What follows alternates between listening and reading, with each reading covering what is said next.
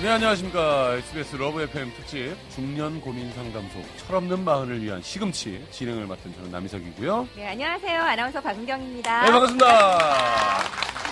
반갑습니다. 지난주에 김난도 교수님께서 네. 오셔서 좋은 말씀 많이 해주셨죠? 네. 그냥 많은 것을 고민하고 있습니다. 지금 성대모사 하시는 거죠, 지금? 네, 그렇습니다. 지금 듣고 계실지도 몰라요. 반갑습니다라고 생각을 합니다. 많은 분들이 반응을 보내오셨어요. 뭐라고요? 네, 소개 좀 해드리면요. 문자로 8099님은요. 오늘 방송 너무 유익하네요. 힐링이 된 것 같아요. 올해토록 방송했으면 좋겠습니다. 라고 보내주셨고요. 그리고 7726님은 문자로 일하는 매장에 틀어놨는데 듣다가 저도 모르게 라디오에 빠져들었어요. 이 프로그램 계속 되나요? 라고 해주셨습니다. 오늘과 내일 계속되니까 함께 해주세요. 고맙습니다. 이제 그만해요. 계속하게 된다. 이거 중독성 있네. 네. 예. 남희석 씨는 지난 방송 하면서 어떠셨어요? 저는 참 좋았던 게 이렇게 참 좋은 직업을 가졌구나라는 생각을 다시 했어요. 그러니까 어차피 취미와 뜻기가 떠들고 웃기기인데 이렇게 돈도 벌고 좋은 이야기도 듣고 이럴 수 있어서 너무너무 행복했어요. 네. 진짜 이게 힐링 타임이 아닌가라는 생각을 했습니다. 그래요. 43세 드디어 새로운 발견을 하셨네요. 그러게요. 40대가 돼서야 비로소 남희석 씨처럼 그동안 몰랐던 걸 발견하는 분들 아마 많으실 것 같아요. 그래서 저희가 정한 오늘 주제가요. 바로 40 발견하다입니다. 네. 자, 오늘 41살을 외치시는 멋진 박완규 씨 오셨습니다. 반갑습니다. 네, 안녕하세요. 박완규입니다. 예. 자, 그리고 소설 능력자로 오늘의 작가상을 수상한 최민석 작가님. 반갑습니다. 네. 안녕하세요. 소설가 최민석입니다. 반갑습니다. 네. 박완규 씨는 40대가 되면서 뭐 발견한 거 있으세요? 발견한 거 있는데요. 미리 좀 말씀 좀 드릴 게 있어요. 이 방송에 나간 다음에 네. 주변에서 너무 반응이 뜨거웠어요. 야, 이건 뭐 힐링 덩어리다. 힐링 그 자체다. 뭐 힐링 막 힐링 캠프 뭐 폐지하고 네? 이거를 해라 그냥 뭐. 네. 근데 저는 강력히 요청하는 바입니다. 뭘요? 이 코너 이름 바꿔야 돼. 프로그램을. 뭘로? 사랑의 종합병원. 시금치가 아니라 사랑의 종합병원. 왜 다 치유가 된다고 하니까. 그러게요. 저는 그러네요. 41살 되고 발견한 게 있어요. 40살 되면서. 네. 저를 발견했습니다. 에? 잠시만요. 나를 발견했어요. 어떤 면에서? 내가 어떤 인간인지 이제 40 돼서 알았어요. 어느 순간 거울을 딱 봤는데 거울 속에 서 있는 저, 물론 제 스승께서 너하고 많이 대화를 해라. 스스로 하고. 그 김태원 씨가 저에게 매번 해주시던 얘기인데 김태원 씨는 국민 할매를 말씀드립니다. 네. 거울 속에 있는 저를 딱 본 순간 너 뭐했니 지금까지? 이 얘기가 그냥 나오더라고요. 어머. 그 순간 저를 발견하면서 다시금 날아올라야 되겠구나. 그러게요. 진짜 김난도 교수님께서 말씀하셨듯이 이 군뱅이 애벌레처럼 이렇게 키다가 그냥 나비가 돼봐야 되겠다. 지난주에 깜짝 놀란 게 김난도 교수님 보통 얘기하면 보통 다들 얘하고 수긍하는데 그 저항 정신에 놀랐어요. 그러니까 지난주에. 지난주에는 막상 김난도 교수님 나오셨을 때 특별히 뭐 그렇게 반가워하지 않고 자꾸 딴지 거셨거든요. 가고 난 이후에 교훈을. 제가 좀 비겁합니다. 아니 진짜로 난 반했어요. 그런가 하면 이 박은규 씨와 함께 토크 듀오를 결성해도 좋겠다라는 평가를 받았었어요. 우리 최민석 작가님. 그런 게 있었나요? 네, 그럼요. 예비 철없는 40이신데 40이 되면 이런 걸 새롭게 발견되지 않을까? 이런 거 뭐 생각해 놓은 거 없으세요? 아직 40 안 됐지만. 네, 저는 뭐 딱히 그런 거를 미리 생각해 두지는 않고요. 항상 저 매일 어디로 갈 수 없는 불안한 인생이기 때문에 물 위에 떠서 다니는 부초 같은 인생이에요. 네, 그래서 그때그때 불어오는 바람과 기류에 따라서 내 몸을 맡기고 어디든지 흘러가자. 소금쟁이구나. 예, 물 위에 딱 달라붙어서. 표면 장력. 아무리 멋있는 얘기도 우리가 끼어들면 이상해지죠. 아니요, 뭐 특별히 멋있게 할 생각은 없었고요. 아무튼 그래서 뭐 그냥 40이 오면 그대로 하던 대로 계속 하루하루 보내면서 대보고 말해요. 네, 알겠습니다. 자, 오늘 이 중년 고민 상담소 그 철없는 마흔을 위한 시금치 이제 곧 시작을 합니다. 광고 듣고 와서 오늘의 멘토 소개해드리겠습니다. 리듬 파워. 제가 나이가 많은데 아직 철이 없어요. 걱정하지 마세요. 철분에는 시금치. 따라와봐요. Let's go. 중년 고민 상담소를 찾아줘요. SBS 없는 마음 시금치를 먹여줘요. 토요일부터 일요일까지 주저 말고 전화줘요. 103.5 오전 9시부터 10시까지 한다고 주저 말고 찾아줘요. 103.5 네, SBS 러브 FM 특집 중년 고민 상담소 철없는 마흔을 위한 시금치 이제 오늘의 진정한 멘토를 소개할 시간입니다. 서울시립병원 정형외과 전문의 김현정 교수를 소개하겠습니다. 어서 오세요. 와. 아, 반갑습니다. 저 존칭을 박사님으로 해드릴까요? 교수님으로 해드릴까요? 아니면 누나라고 해드릴까요? 누나가 좋네요. 네. 어려 보이시는데. 안녕하세요. 김현정입니다. 아니, 우리가 멘토를 보시려면 40은 적어도 넘어오셔야 되는데. 저보다는 어려 보이세요. 강은 제가 몇 발짝 먼저 걷는 것 같은데요. 몇 살인데요? 죄송하지만. 지금 나오신 패널 중에 제가 제일 먼저 걷는 것 같아요. 아니, 겁나 어려 어디서 지금 보이시는데요? 사기를 치는 거예요 지금? 30대. 나이도 어려 한 보이겠지만. 40대 초중반밖에 안 돼 보이시는데. 47입니다. 오. 잠깐. 너무 부럽네요. 몇 살이라고요? 오, 안경 벗으셨어요, 박완규 씨. 아니, 선글라스를. 저는 거의 제 친구 뻘인 줄 알았는데. 그렇죠. 에이, 되게 의사니까 젊어 보이세요. 네, 뭘 감사합니다. 하시겠죠? 많이 하시고요. 네. 뭘 하신 거 아니에요? 정형외과래잖아요. 성형외과가 아니고. 뭐 있을 거 아니에요? 성형이나 여기 성형이나. 친구들도 있고. 아니 젊어질 수 있는 방법 있으면 저한테 좀 알려주세요. 저도 하고 싶어요. 오늘 한번 들어봐야겠습니다. 예. 도대체 근데 우리 김현정 뭐지? 박사님께서 최근에 책도 내셨다고 하는데. 네. 응. 의사는 수술 받지 않는다. 제목인데요. 누가 의사는 수술 안 해? 뭐 그래서 아니 안 하는 게 아니라 안 받는다고 제가 얘기했죠. 이야, 어떻게 그런 책을 쓰게 되셨어요? 제목이 아주, 예. 네, 그 책을 처음에 제목이 참 좋다. 뭐 책 제목이 도발적이다, 뭐 네. 섹시하다. 막 주변에서 막 좋아들 하더라고요. 그러더니 최근에 제가 좀 잘못 적구나 하는 생각이 들기 시작했어요. 책 제목이 너무 섹시하니까 사람들이 제목만 보고 내용을 안 보려고 하더라고요. 그거 뭐 수술 받지 말고 그냥 뭐 획기적인 뭐 아주 좋은 방법이 있는 뭐 그런 설명서 아니야? 뭐 이렇게 딱 넘겨짚더라고요. 예. 근데 이제 사실은 좀 더 서정적이고 의료를 소재로 한 일종의 에세이다. 그리고 이 철학과도 맞닿아 있다. 뭐 이런 평가들을 해주시는데요. 예. 네. 근데 그거는- 제목만 보고는 오해하는 의사들도 있을 것 그렇죠. 같아요. 그런 거 있잖아. 네. 안과 의사는 라시간 할게요라는 그런 그런 편견. 책이 나왔나요? 괜히 오해할 것 같은 느낌 있잖아요. 그러니까요. 네. 외과 의사면 당연히 수술을 직업으로 원할 것 삼고 같은데. 있는데 소설관 동료- 맞춤법 네. 있어요. 이런 거 있어요. 그렇죠. 소설가인데 네. 언어장애 있어요. 뭐 이런 식으로. 네. 다른 의사들한테 항의 좀 받을 것 같은데요? 다들 재밌어 하시는군요. 저도 살짝 사실 걱정이 좀 됐었어요. 이러다 따당하는 거 아닌가 하고. 실제로 내보니까 그동안 목소리를 숨겨왔던 많은 의사분들이 계셨던 것 같아요. 나도 그 생각했어. 나도 그런 고민했었어.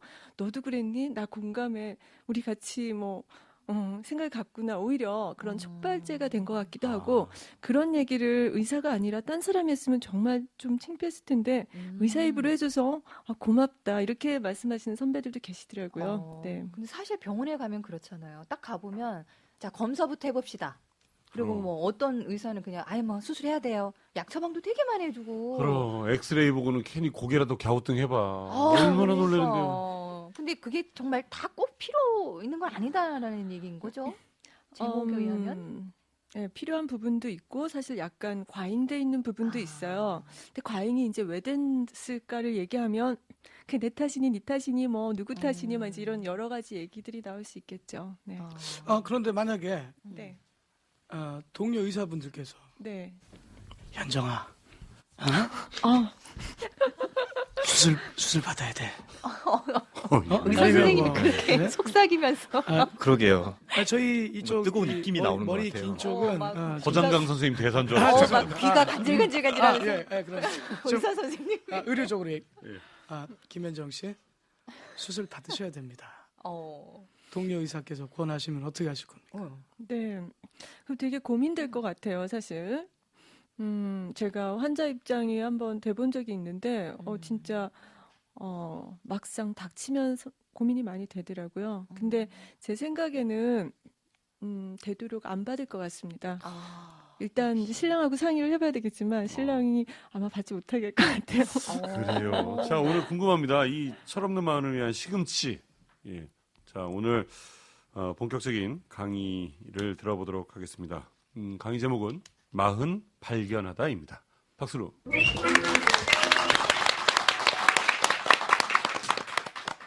네, 안녕하세요. 김현자입니다.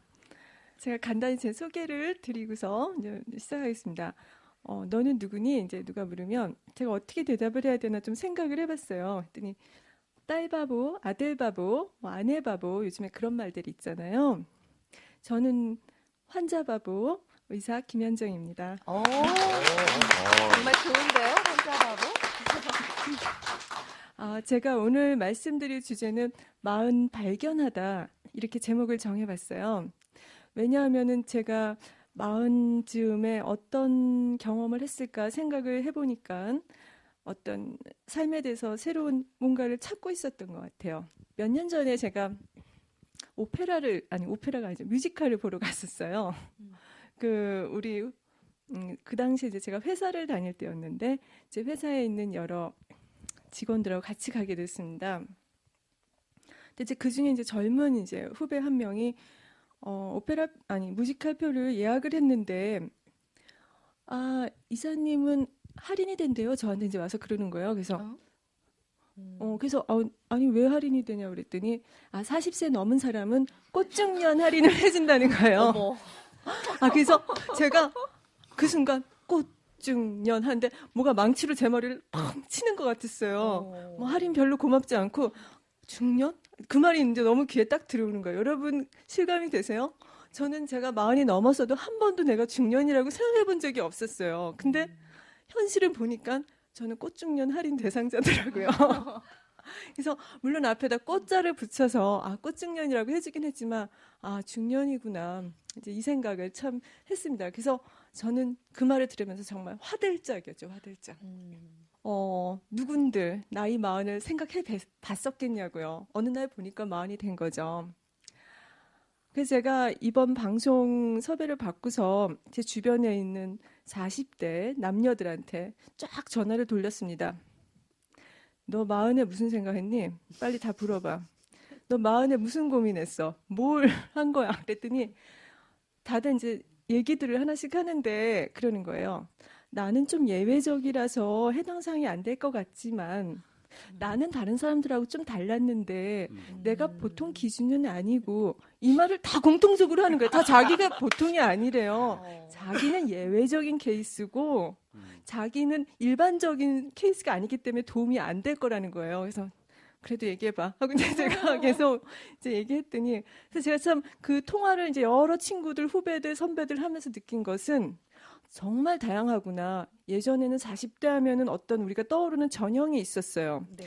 결혼해서 직장에서 중간 이상의 어떤 책임을 맡고 있고 자녀가 뭐 하나, 둘 뭐 이렇게 있고 어떤 전형적인 모습이 있었는데 지금 40대들 어떤가요? 다 다르죠? 어느 하나 같은 사람이 없어요. 요즘에 제일 힘든 게 뭔지 아세요?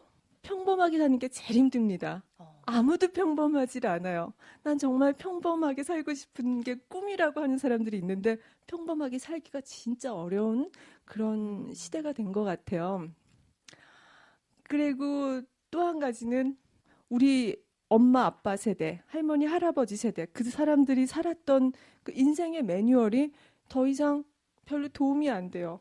내가 그 매뉴얼대로 따라 살고 싶은데 살려고 보니까 시대가 너무 많이 뭔가 변했어요. 그래서 우리가 이제 시험 볼 때 족보 보고 한다 그러죠. 그 족보가 없어요. 옛날 족보가 하나도 안 먹히는 그런 시대가 된 거예요. 여러분 젊었을 때 그곳이라는 거 다 생각하셨었죠? 내가 40살쯤 됐을 때, 모르겠어요. 50살, 60살 됐을 때 어느 인생의 시점에는 나는 어떤 모습으로 살고 있을 거야. 나는 어떤 사람이 되어 있을 거야. 하는 어떤 그 막연한 꿈, 희망 인생에 대한 어떤 설계 그런 게 분명히 있으셨을 거예요. 그곳이라고 하자고요. 그곳에 난 갈 거야 하는 그게 있었을 거예요. 여러분 40 지나셨는데 그곳에 도달하셨나요? 아니요.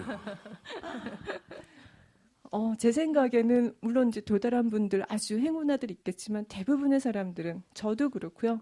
내가 생각했던 그곳에 아직까지는 좀 못 미쳤다. 아직은 좀 더 갈 곳이 있다는 그런 생각들을 하고 계실 거예요. 그래서 오늘 여러분께는 다른 얘기 말고 이 그렇게 개별적이고 평범하지 않고 각자 다른 이 특수성 속에서 저도 개별적인 삶을 살았는데 제 얘기를 들려드리려고 합니다. 여기 이제 단어들을 나열해놨는데 저는 서울에서 태어나서 의사가 됐습니다. 세브란스에서 정형외과 의사 트레이닝을 받았는데 제 앞에 수식어가 하나 붙어요. 저는 세브란스가 배출한 최초의 여자 정형외과 의사입니다. 세브란스가 역사가 우리나라에서 가장 깊은 의료기관이죠. 네. 의과대학이죠. 그리고 아프리카에 가서 제가 의료봉사를 했었고요. 또 뉴욕에 가서 3년 동안 그 뉴욕 근사한 병원에서 일을 했었습니다. 그리고 돌아와서 대학 교수가 됐어요. 이것도 역시 타이틀이 붙죠. 대한민국 정형외과 교수 중에 최초의 여자 교수라는 이제 타이틀을 갖고 있습니다. 지금 현재 서울시립병원에서 일을 하고 있고요. 말씀드린 것처럼 제가 의사는 수술받지 않는다라는 책을 냈는데 그 책을 내기 위해서 여러 출판사에서 여러 가지 이유를 안 받아준 결과 느리게 읽기라는 출판사를 제가 직접 차렸습니다. 출판사를 직접 찾아갔다고요? 출판사 사장도 겸직하고 있고. 차렸다고요? 아예 네. 출판사를 차리셔. 놀라셨군요. 와. 다들 이대봉에서 한번 와. 잠깐 놀라시더라고요. 그리고 제 뭐 이런 쭉 간단한 양력을 보면은 참 좀 다채롭다. 네. 좀 이런 인상들을 받으시는 것 같고 아마 그 이유 때문에 저를 이 자리에 섭외하지 않았을까 하는 생각을 했습니다. 좀 특이하네. 뭐 이랬던 것 같아요. 미모 때문에 섭외했대요. 네, 역시. 근데 제 양력을 좀 자세히 들여다보면 느끼시겠지만 3년이라는 공백이 있습니다.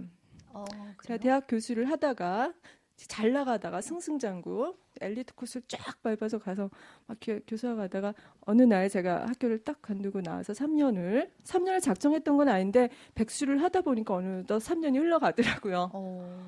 그 3년 공백이 있어요. 이때가 언제냐? 이제 제가 40 즈음이었습니다. 39, 40, 41이 세 해를 지냈는데 그 얘기를 잠깐 들려드리려고 그래요. 제가 20대, 30대 이렇게 빨간 비행기를 타고 마우라를 두르고 또 이렇게 하늘을 날았습니다. 지금 사진에 비행기 앞에 서 있는 사진이 나오고 있습니다. 네, 경비행기. 이건 네. 제가 비행기 타면서 아래로 이렇게 찍은 사진인데 밑에 어디예요, 아래 이게? 이거 아프리카입니다. 우와. 케냐에서. 예. 항공사도 차리신 건가요? 파일럿을 하신 거예요, 파일럿? 근데 이게 아직 경비행기거든요. 네. 두 사람이 타는 비행기인데 제가 직접 몬 건 아니고 잘 모는 파일럿하고 같이 탔습니다. 네. 근데 여러분 하늘에서 이렇게 땅바닥을 내려다 보신 적이 있을 거예요. 아주 참 아름답게 보이죠. 특히 이제 아프리카 참 아름다워서 이렇게 딱 내려다 보면은 비행기가 이렇게 거꾸로 약간 뒤집을 때 보면은 얼룩말대가 밑으로 쫙 지나갑니다. 그럼 지금 막 손을 흔들죠. 근데 4시간 이렇게 전 20, 30대 이렇게 날아다녔습니다. 하고 싶은 거 막 하면서 날아다녔어요. 그러다가 어느 날 아침 문득 40이 되었습니다. 그래서 제가 그 해가 기억이 나요. 그해 1월에 제가 눈 쌓인 어느 산을 갔었어요. 중국의 황산인데요. 여기 굉장히 계단이 많아요. 눈이 많이 오는데 여기를 쫙 올라갑니다. 오르락 내리락 해서 산 꼭대기에 가는데 산 꼭대기에 딱 도착했을 때 풍경이 바로 지금 보여드리는 이 사진입니다. 산 꼭대기 갔는데 라디오라 이게 라디오라 그렇죠. 볼지 모르겠지만 아무튼 이게 멋있네요. 굉장히 웅장한 그림입니다. 네, 지금 그 눈이 엄청난 산에 눈이 확 내리다가 눈이 딱 멈추더니 바람이 확 불더니 어디선가 호련히 안개가 쫙 나타나서 이 봉우리를 감싸고 지금 이 장면처럼 여러분 아무것도 안 보이죠? 안개밖에 안 보이죠? 그 정상에 딱 올라섰는데 바로 아무것도 안 보이는 이 안개 딱 있는데 제 마음이 딱 그 상태였습니다. 진짜 여기 길이 없을까요? 올라가는 길, 내려가는 길이요? 있겠죠. 있겠죠. 있죠. 분명히 있어요. 길이 있습니다. 근데 안 보이나요? 아니요. 안 보여요. 안개 때문에. 아무것도 안 보였습니다. 제가 이제 막 아무 생각 없이 앞으로 달려왔죠. 스트레이트로 쫙 달려오고 막 날아다녔죠. 눈에 뵈는 게 없었죠. 오만 방자했죠, 제가. 근데 딱 그날 느낀 건 오만 방자에서 갑자기 오리무중이 된 거예요. 오리무중. 아무것도 안 보이는 거예요. 그리고 내가 하던 그 의사 일에 대해서도 내가 정말 이렇게 교육받은 대로 계속 이렇게 로버트처럼 계속 반복해서 하고 있는 이 일이 정말 내가 맞는 의료를 하고 있는 건가? 내가 생각했던 그 첨단 의사 노릇을 하고 있던 건가? 모든 회의가 갑자기 몰려오면서 굉장히 혼란을 겪었었어요. 그러던 중에 제가 아는 선배가 서귀포에서 일을 하시는데 한 달 동안 쉬시는 일이 생겼어요. 한 달을 쉬어야 되는. 근데 의사가 필요하죠. 병원은. 그래서 한 달 동안만 와서 일해달라는 부탁을 받았어요. 제주도에. 그쵸. 저는 백수였으니까 얼른 제주도로 날아갔습니다. 서귀포 한라산 보이는 곳에. 한 달 동안 서귀포에서 돈벌이를 하게 됐어요. 그때 이제 돈이 거의 떨어져 갈 때였거든요. 여기에서 생각하지 못했던 뜻밖의 이제 사람들을 만나고 뜻밖의 경험을 했어요. 한 달을 지내면서. 그러면서 제 나름대로 사람들하고 지내는 게 이렇게 재밌고 참 이렇게 사람을 마음을 편안하게 하고 막 여러 가지 그런 경험을 했어요. 그리고 나서 올라오는데 이제 고속도로 톨게이트를 지나는데 평소에 그렇게 지나죠. 톨게이트를. 근데 어느 날 그날 보니까 거기서 일하는 사람들이 눈에 들어오는 거예요. 전에도 아마 제가 봤을 텐데 뭐 그냥 지나갔던 것 같아요. 그리고 그러다 보니까 정류장에 있는 사람들도 보이고 시장에 가서 물건 사는 사람, 파는 사람 이런 사람들이 보이기 시작했어요. 여러분 아마 그런 경험 있으실 거예요. 맨날 다니던 길인데 거기에 늘 그 가게가 있었는데 몰랐어요. 별 의식을 안 하겠다. 어느 날 보니까 저 가게가 저기에 있었네. 내지는 저 간판이 저기 있었나 원래? 근데 나 왜 그동안 못 봤었지? 어느 날 문득 발견하는 날이 있을 겁니다. 어디에 예쁜 꽃이 있는데 매일 다니면서도 못 봤다. 어느 날 그 꽃이 눈에 들어와요. 맞아. 네. 사람들이 거기 없었던 게 아니라 다른 사람들은 항상 내 곁에 같이 존재하고 있었는데 저는 못 봤어요. 안 보였던 거예요. 보는 게 아니었는데 제가 발견한 것은 무엇이었냐? 사람들을 발견했습니다. 저한테는 이게 굉장히 이제 큰 경험이었어요. 그래서 나는 혼자 아니라 사람들과 함께 살고 있다는 거를 참 어떤 발견하는 그런 계기가 됐죠. 그래서 막 길 잃고 헤매고 부서지고 뭐 회의하고 이러다가 그때는 길이 없는 게 아니라 길이 안 보였던 거죠. 왜냐? 내가 눈을 감고 있었기 때문이죠. 눈을. 근데 눈을 번쩍 뜨면은 이게 이제 보이는 거예요. 여러분 신봉사가 심청전에서 눈을 이렇게 딱 뜨고 일단 신청하는 그 대목을 아실 거예요. 신봉사의 눈을 뜨게 한 게 뭐였죠? 청이. 뭐였을까요? 보고 싶은 청의 청아, 목소리. 딸. 죽은 아버지. 네. 공양미 삼백석이랑. 공양미 삼백석일까요? 아니면 신청이의 그 효성, 지극한 효도, 효성? 감동. 예. 네. 그래서 제가 왜 뭐가 신봉사의 눈을 떴을까 생각해 보니까 신청의 효성이라고 하면 그건 그 전에도 있었어요. 신청의 효성이 맞아. 옛날에 없었던 게 아니에요. 맞아. 쭉 있었는데 그땐 눈을 못 떴어요. 딸 빠지기 전에 떴어야지. 그쵸? 효성이라면 그 전에 떴어야죠. 근데 공양미 삼백석이면 공양미 삼백석 딱 줬을 때 그때 떴어야죠. 근데 그때도 네. 못 떴어요. 근데 나중에 이제 신청이가 죽은 줄 알고 뺑덕여분한테 다 뜯기고 막 이러고 있을 때 나중에 이제 신청이가 다시 이제 뭐 그 잔치를 열죠. 맹인들의 잔치를 열어서 그때 신봉사가 왔을 때 아버지 저 심청이에요. 아니 심청이라고 안 하면 돼요. 아버지 그랬더니 신봉사는 안 보였죠. 근데 어디서 목소리가 들려요. 귀에 익은 목소리. 이거 청이 목소리인데 하는데 아니 설마 내 딸 청이가 그럴 리가 없는데 죽었을 텐데 왜 내 딸 청이 목소리가 들리지 하고 막 내 딸 청이를 보고 싶다 막 이렇게 어떤 절박한 마음과 본인이 눈을 뜨려고 하는 아주 간절한 노력을 했을 거예요. 제 생각은 그래요. 그래서 눈을 번쩍 떴겠죠. 눈을 뜨려면 발견을 하려면 눈을 떠야 되는데 눈을 뜨려면 어떻게 해야 되나 제가 나름 생각을 해봤어요. 어떻게 해야 눈을 뜰 수 있을까? 노력을 해야 돼요. 내가 의지가 있고 간절한 절박한 마음이 있어야 되고 노력을 해야지 눈을 뜰 수가 있어요. 근데 노력이 그냥 노력이 아니라 얼만큼 노력을 해야 되냐? 부르르.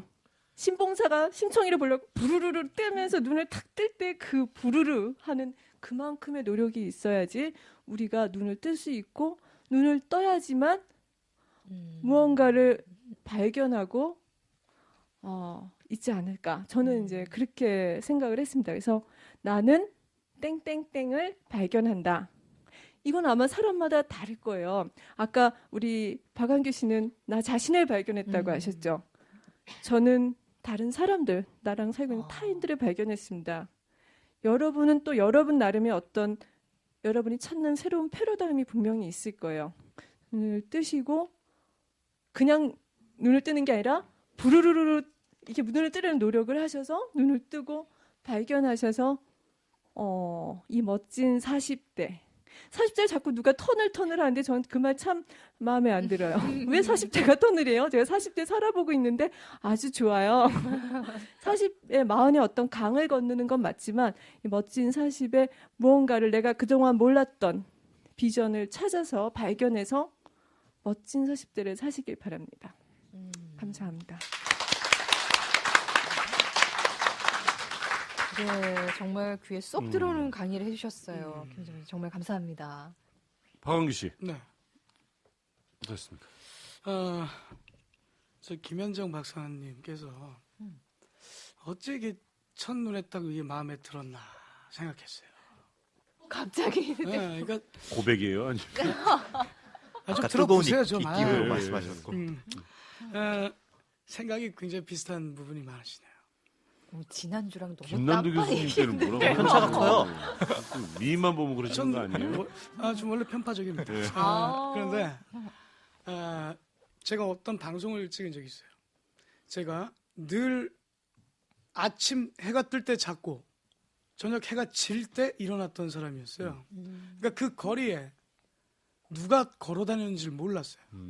그리고 그 거리에 어떤 바로 제가 살고 있는 집에서 100m, 50m만 걸어 나가도 그 거리 간판이 환한 태양 아래서 다 볼 수 있었던 간판이었는데 그 어떤 작은 방에 지낼 때 3, 4년간 그 앞에를 한 번도 제정신으로 나가본 적이 없었어요. 근데 그게 40 됐을 때 거울을 보면서 저를 발견하고 나도 세상에 나가서 어떤 사람들이 있는지, 어떤 건물이 있는지, 어떤 차가 지나다니는지, 어떤 차를 마시는지 한번 보고 싶었어요. 그런 부분에서 굉장히 공통점을 느꼈고 헌데 깜짝이야. 뭐 이거 피해 나갈 수 없어요. 네, 피할 수 없는 것 같네요. 네. 굉장히 들으면서 기분 나빴던 부분이 또 나오셨어. 상당히 불쾌했습니다. 뭐가요? 우리 부모님 세대 그 인생의 매뉴얼이 우리 지금 안 통하지 않습니까?라고 좀 단정 아닌 단정적인 말씀하셨는데 저는 그 부분에서는 굉장히 반대입니다. 나는 내 아버지처럼 살지 않을 거야. 저희 아버지가 그러셨을 겁니다. 그럼 저희 할아버지도 나도 내 아버지처럼 살지 않았을 거야 라고 증조 할아버지한테 그렇게 생각을 가지셨을 수도 있어요. 하지만 인생의 끝자락에 서 계실 때는 나는 내 아버지의 반만큼만 살았어도 후회하지 않을 텐데 라는 생각을 합니다. 부모 시대의 매뉴얼 딱 한 가지예요. 아들, 딸 잘 먹이고 내가 최선 노력해서 교육시키고 내가 배우지 못한 만큼 내 아들, 내 자식들에게는 가난과 무지를 대물림하지 않겠다라는 그런 노력. 이 이상 인생의 매뉴얼이 필요 있을까요? 정말 멋지네요. 네. 반성하세요. 반성하겠습니다. 아니 지금 놀라지 마세요. 그분이 원래 이러신 분이에요. 그게 아무리 네, 김현정 맞아요. 박사님이 본질은 같은 것 같아요. 예. 뭐 안에 쓰여진 그 형식은 다르지만은 결국 본질은 일맥상통하는 게 있겠네요. 네. 갑자기 이해가 확 갑니다. 그런 얘기들 하잖아요. 그 부모님들 자녀들 의사 자식도 떼면 최고라고들 하잖아요. 예. 근데 그렇게 미모에 능력 있는 그야말로 뭐 기가 막힌 코스를 밟으신 분이 뭐 왜 40이 돼서야 사람이 보였을까라는 생각을 해요. 병원에 뭐 아픈 사람들만 오기 때문에 젊었을 때도 주변에 사람 많았을 것 같은데. 네, 사람이 굉장히 많았죠. 저 응. 친구도 많고 뭐 선후배 몰려다니는 사람들도 많고 뭐 그랬는데 응. 나중에 이제 돌이켜서 생각해 보니까 굉장히 어쩌면은 형식적인 관계가 아니었을까. 나중에 반성이 되더라고요. 그런데 오히려 어떤 체험을 통해서 요즘에 친구들 만나면 그래, 너 좀 바뀐 것 같다. 옛날엔 좀 약간 밥맛이 없었는데 요즘엔 좀 사람 같아 이제 그러더라고요. 그래서 그 관계도 예. 좀 약간 형식적인 관계가 있고 인격적인 관계가 있다면 좀 인격적인 관계로 발전할 수 있는 계기가 예. 있을 것이다. 예. 제 아내가 치과 의사인데 39이에요. 근데 올 초에 병원을 그만두려고 그랬어요. 어머. 그러니까 뭔지 모르겠대요.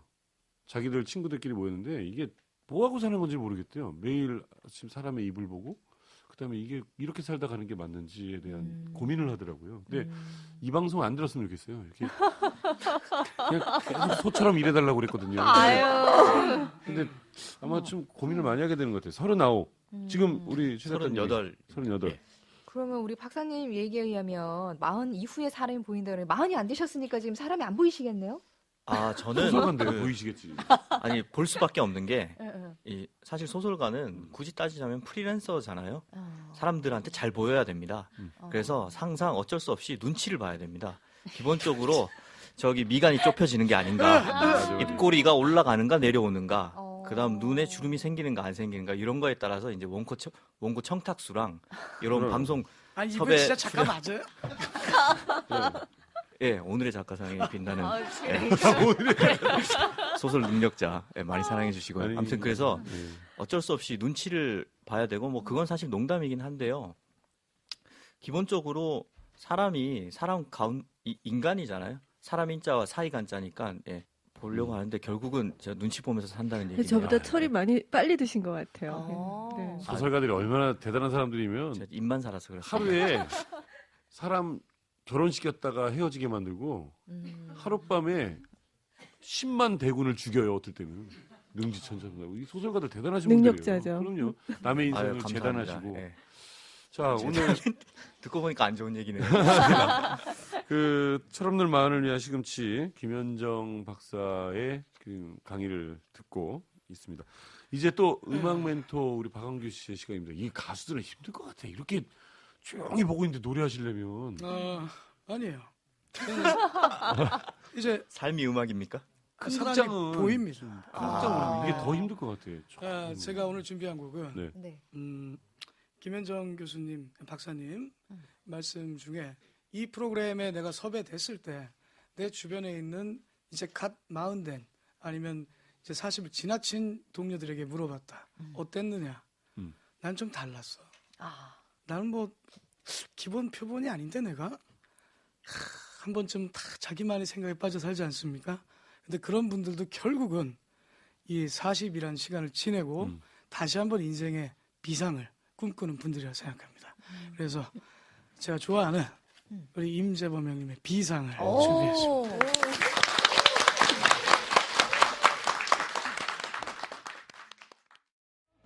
나도 세상에 나가고 싶어 당당히 내 꿈들을 보여줘야 해 그토록 오랫동안 움츠렸던 날개 하늘로 더 넓게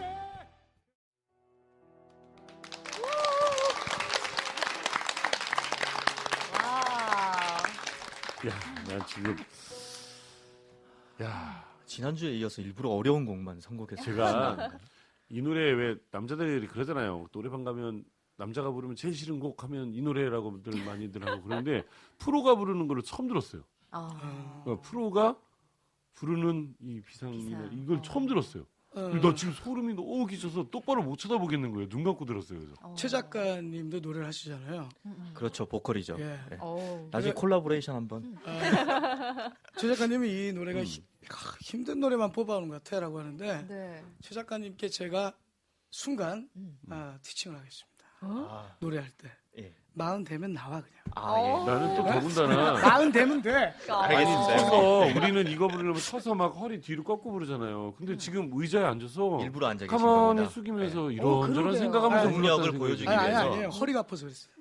아이, 뭐. 아니 배가 접혀도 고음이 자유자재로 아니 나옵니다. 아니 진짜 좀 전에 대단해요. 나오기 전에 네. 여기 출연하기 전에 춤 좀 추고 왔어요. 춤추는 거 싫어하잖아요. 아니 그 싫어하는데 그 김경호 씨가 자기 춤추는 프로그램에 좀 나와서 얘기 좀 하자 그랬는데 갔더니 얘기만 하는 줄 알았더니 춤을 시켜가지고 허리가 좀 삐끗해서. 정말 오늘 저희 진짜 고맙습니다. 전 진한 감동을 받았습니다. 아주. 감사합니다. 네, 저희 지금 이 프로그램 철없는 마흔을 위한 시금치. 네, 철없는 마흔 많습니다. 자, 지난주 김창렬 씨에 이어서요. 또 마흔의 새로운 발견을 이야기해 주실 분이 계세요. 한번 들어볼까요? 안녕하세요. 월요일부터 금요일 아침 9시 김지선 김일중의 세상을 만나자를 진행하고 있는 개그우먼 김지선입니다. 20살 어린 나이에 데뷔를 해서 벌써 20년이 훌쩍 지났고 어느새 저도 40대의 삶을 살고 있는데요. 저에게 마흔이란 이제 좀 세상 보는 눈이 넓어진 것 같다는 생각이 들어요. 예전에는 참 정신없이 저만을 위해서 살았던 그런 삶이었던 것 같은데 이제는 아이들을 키우면서 제가 세상을 보는 눈이 조금은 이웃도 돌아보고 주위도 돌아보는 그런 엄마로서의 삶을 살아가고 있는 것 같습니다. 저 좀 많이 이기적이었거든요. 어렸을 때 데뷔를 해서 사람들한테 정말 이렇게 대접받고 뭔가 이렇게 박수 받으면서 살았기 때문에 저만을 위한 삶을 많이 살았던 것 같아요.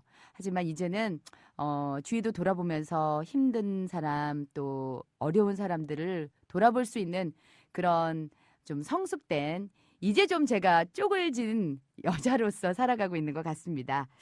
자, 여러분들의 마음은 어떠세요? 지금까지 저는 개그우먼 김지선이었습니다. 네. 정말 뭐 아이가 넷이죠. 그렇죠. 대단해요. 정말 열심히 살고. 근데 김지선 씨 이야기가 오늘 김영정 박사님 얘기랑 일맥상통하는 것 같아요. 40 되니까 그전에는 자기만을 위한 삶을 살았었는데 이제 애도 생기고 애도 넷이나 있고 하니까 이제 다른 사람이 보인다. 비슷한 얘기예요. 오늘 또 이 질문자들이 많아서 네. 그 질문하실 분들 이 자리에서 또 저희가 받아보도록 하겠습니다. 네. 먼저 허진이 네. 어디 계시네요? 여기요. 예. 자신의 소개 부탁드립니다. 예, 저는 예비 철없는 마흔인데요. 그 40대가 되면 제일 걱정되는 게 건강이에요. 그래서 특히 40대 중반 철없는 마흔인 제 남편을 볼 때마다 성인병이 걱정인데요. 어떻게 하면 성인병을 걸리지 않고 건강한 중년을 함께 같이 보낼 수 있는지 그게 가장 고민이에요. 그러네요. 네. 네, 진짜 어려운 질문이시네요. 마흔이시라고요? 네. 수술 많이 하셨죠? 네. 오늘 아침에도 지금 하나 너무 심한 걸 하고 왔더니 사실 제가 좀 힘을 너무 많이 쓰고 와서 어떤 수술이 힘든 오늘 거예요? 관절 이제 굳히는 수술 하나 했는데요. 그 수술은 이제 환자분이 못 걷고 있었기 때문에 그 수술 받고 나면 이제 걸을 수가 있으니까 이제 꼭 필요한 수술이었습니다. 네. 이게 성인병 사실 걱정 많아요. 왜냐면 저만 해도 괜히 앉았다가 일어나면 어질어질해서 내가 혈관 안 좋으면 어떡하지 뭐 이런 생각하고 그러거든요. 그건 술 많이 드셔서 그런 거 아니에요? 그러니까 그런 거야. 화장실도 자주 가는 것 같고 괜히. 그래서 아마 많이. 누구나 다 조금씩은 느끼실 것 같아요. 이제 특히 30대 후반부터 조금씩 이상 징조가 나타나죠. 네. 특별히 병이라고 할 수는 없는데 왠지 예전 같지 않은 거, 온갖 찌뿌도 하고 예전에 없던 흰머리가 하나씩 나타나면서 예전에는 거뜬했는데 이제는 뭐 좀 무리하고 나면 그 다음날 쩔쩔맨다든지 맞아요. 옛날엔 3일반도 샜는데 이젠 하루도 못 세겠어라든지 뭐 약간씩 변화들을 느끼시는데 제가 드리고 싶은 말씀은 노화는 누구한테나 조금씩 일어나요. 자연현상입니다. 이건 병이 아니에요. 우리가 어렸을 때 생각해 볼까요? 사춘기 겪으면서 변성기가 온다고 아무도 병이라고 생각 안 하죠. 그리고 이제 키가 큰다든지 여성스러운 몸매로 변한다든지 이런 거 수염이 난다든지 그거 병이라고 생각하나요? 병이라고 생각 안 해요. 자연스러운 현상이죠. 성장 현상이듯이 우리가 30에서 40이 되고 50이 되면서 하나씩 변화가 나타나는 것 그것도 자연 현상입니다. 근데 그게 혹시 이제 나를 너무 많이 불편하게 한다든지 다른 병으로 진행하지 않을까 아마 그런 염려들이 있으신데 제가 하나 해결책을 알려드릴게요. 요즘에 이제 컴퓨터 많이 하시고 차 타고 뭐 엘리베이터 타고 몸을 잘 안 쓰기 때문에 근골격계 이제 변화가 먼저 나타납니다. 무릎이 아프고 허리가 아프고 어깨가 안 올라가요 어느 날. 허리를 왜 저를 그래서 이제 옛날에 50견이라고 많이 했는데 요즘에는 40견이라고 그래요. 40대 나타나거든요. 40견. 그래서 갑자기 다들 손을 올리고 계세요. 다들. 그래서 뭐 여러 가지 건강법이 많겠지만 그냥 보편적으로 드릴 수 있는 말씀은 자주 스트레칭하고 자주 몸을 기지개 펴고 가능하다면 한 걸음 더 나가서 근력 운동을 한다든지 이런 거를 운동을 몸을 좀 많이 사용하시라고 그걸 권해드리고 싶네요. 네. 걷기 많이 하는데 이렇게 웨이트 하는 거 굉장히 중요하다면서요? 그렇죠. 제가 이제 병원에 오신 분들한테 운동하세요 하고 여쭤보면은 네 운동해요 하고 이제 의기양양하게 말씀하세요. 저 매일 1km씩 걸어요. 그러는데 그거는 안 하시는 것보다 참 좋고요. 좋은 운동인데 그건 유산소 운동입니다. 심장에 좋고 폐에 좋고 하지만 근력 운동은 아니에요. 내가 많이 걸었다고 해서 다리 운동이 됐을 거라고 생각하지 마세요. 제가 그 얘기를 합니다. 근력 운동, 웨이트 운동은 사실 조금 따로 해주셔야 돼요. 뭐 무릎이라든지 허리 근육, 이 척추 저 기립근. 허리를 왜 저를 자꾸 안 봤어요. 그러니까 이게 근력 운동을 해야지. 네, 근력 운동도 꼭 같이 해주시는 게 참 중요합니다. 부엌에서 칼질하는 거는 근력 운동이라고 하면 일이지 그건 또. 네. 저 노동은 노동이고 그러게요. 운동은 운동입니다. 네. 자, 두 번째 분 어디 계십니까? 우리 강우선님. 네. 안녕하십니까. 네. 저는 올해 48살이고요. 네. 제가 올해 8살 난 늦둥이 딸이 있습니다. 어머. 그래서 그전에는 몰랐는데 아이가 조금씩 크니까 이제 대화가 이렇게 좀 가능하다 보니까 어떤 세대 차이라는 것도 이제 좀 느끼게 되고 이따금씩 시간 날 때 아이들 이제 책을 이렇게 본다면 너무나 제가 어렸을 때 봤던 그런 학습 나이도가 아니라 이 예쁜 딸아이를 어떻게 기억을 가르치고 어떻게 키워야 될지가 요새 가장 큰 저희 고민인 것 같습니다. 저는 중학교 2학년 때 영어 그만뒀거든요. 근데 애가 영어 시험을 100점을 맞은 거여서 야, 너 영어 100점 맞았네 했더니 수학이라는 거예요. 초등학교 1, 2학년 때. 지금 5학년인데 지금 5학년 수학은 저는 못 봐요. 이거 걱정돼요. 엄마한테 물어봐라 진짜. 하기도 그렇고 지금 여러 가지 걱정 많이 될 거예요. 따님이 8살. 48인데 아빠. 늦둥이 딸의 교육 문제. 공부 잘하셨던 분이니까. 어렵네요. 전 정말 질문이 참 어려운 것 같아요. 그러니까는 딸하고의 어떤 소통도 하고 싶고 공부하는 것도 같이 얘기도 나누고 싶고 하는데 어떤 세대 차이가 느껴지신다는 거죠. 요즘에는 쌍둥이들도 세대 차이를 느낀다고 하니까요. 재밌다. 예, 제가 좀 너무 생뚱맞았나요? 글쎄 제 생각엔 그래요. 꼭 공부 아니더라도 딸하고 대화할 수 있는 거리는 많이 있다고 생각해요.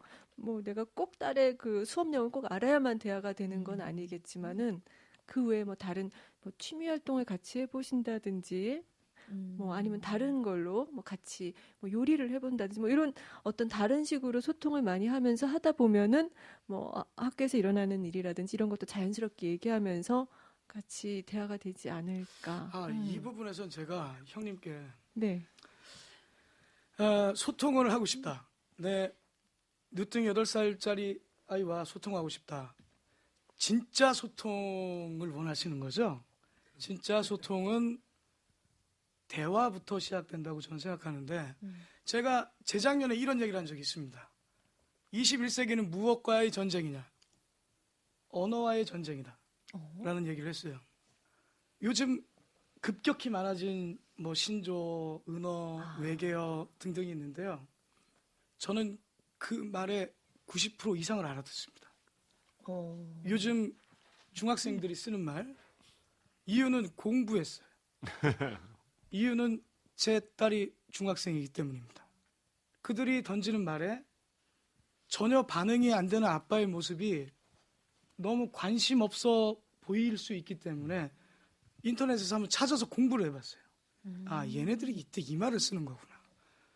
그럴 때 아이들과 몇 마디, 처음에는 아이들이 던지는 말 개수가 알아들을 수 있는 게 한 2가지 정도. 아빠 저 멘붕이에요. 그럼 뭐라고? 멘붕이라고요. 그 얘기를 전혀 못 알아듣다가 이젠 제가 종종 씁니다. 근데 그런 부분들이 요즘 아이들이 쓰는 말 때문에 뉴스도 많이 나오는데 너무 많아진 신조어 외계어 때문에 저 언어 파괴가 심하다라는 거.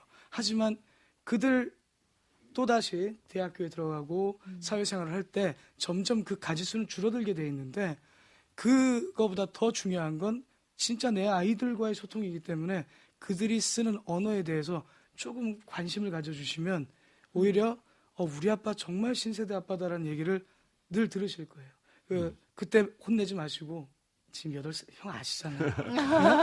이 8살은 아직 착할 때고 그럼. 15살만 돼봐요. 그냥 뭐 이상한 말 아빠 제가 나도 썸 났어요. 막 그런 썸 났다. 막 진짜 이런, 좋은 말씀해 주셨는데 12살, 6살 딸이 있는데요. 진짜 당장 8살 아이면 제일 좋은 게 놀이터 가서 앉는 거예요. 철푸덕 앉아서 모래장난 같이 해주는 게 이제 가장 빨리 반응이 오더라고요. 아유 딸들 이쁘지. 내 얼굴에 머리만 길어. 박양규 형님 네. 그 문센 아세요? 문센? 문생이요? 문센. 문센? 예. 문센은 뭐예요? 문화센터. 참. 복화충. 그걸 알아요. 아니요. 버스 카드 충전. 예. 그건 많이 나와요. 답정너 뭐 이런 거 아니야? 형님은 진실한 형님입니다. 예. 네. 자 오늘 러브 FM 특집 중년고민 상담소와 함께했습니다. 네, SBS 러브 FM 특집 중년고민 상담소 저희 철없는 마흔을 위한 시금치 오늘의 멘토 김현정 교수님과 함께했는데요. 남희석 씨 어떻게 들으셨어요? 참 어쩌면 생각만 하고 있었는데 실천한 사람을 만났을 때 같이 한번 나도 해볼까라는 그 용기를 갖게 되는 것 같아요. 그런 걸 느꼈습니다. 아유 그만 좀 해요. 네, 고맙습니다. 네, 박완규 씨. 예. 저는 풋풋한 47살 김현정 박사님의 모습을 봤습니다. 풋풋한 마음. 갑자기. 계속 애정 고백이에요? 이런. 네. 자, 오늘 함께 살아야 된다라는 거. 김현정 교수님 그 시간이 참 좀 짧았어요. 네, 아니 너무 재밌었고요. 네, 이렇게 방청석 분위기가 좋은지 정말 몰랐습니다. 여러분이 저를 보고 다 이렇게 미소를 띠고 화답해 주셔서 정말 힘이 되고 좋았습니다. 가족 오락관 같죠? 제가 힐링을 받은 것 같아요. 고맙습니다. 너무 감사합니다. 네, 자 오늘 최민석 씨는 한마디 안 물어봤네요. 어떠셨어요? 아직 마흔 안 됐지만. 소설가 최민석이고요. 김현정 교수님 많은 걸 주셨어요 우리한테. 저는 앞으로 눈치만 보는 게 아니라 아유. 주변에 진짜 사람들 봐야겠다. 그렇게 생각했습니다. 네. 똑같다. 부끄럽습니다. 네. 자 오늘 뭐 이 중년 고민 상담소 철없는 마흔을 위한 시금치 김현정 교수와 함께한 1부는 여기까지고요. 저희는 또 내일 2부에서 여러분들의 고민을 가지고 다시 찾아뵙겠습니다. 끝으로 우리 음악 멘토 박완규 씨가 이 고른 노래 들어볼 시간이죠. 김현정 박사님의 핵심 키워드. 키워드, 핵심 키워드. 네. 나는 혼자 살고 있지 않고 남들과 다른 들과 함께 살고 있다.